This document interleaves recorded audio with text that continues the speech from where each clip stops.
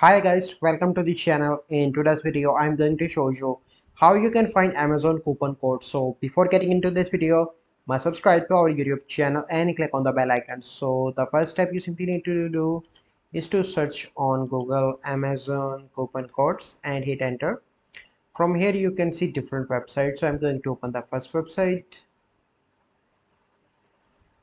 and here you can see different codes. You can 50% off, $5 off. So let's suppose I want to use this code. You simply need to click on C code and here you can see that how many person use this. You simply need to copy that code and after that you need to open Amazon website and on the checkout page you can easily use that code.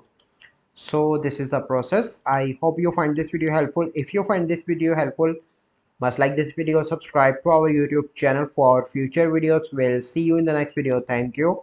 Have a good day.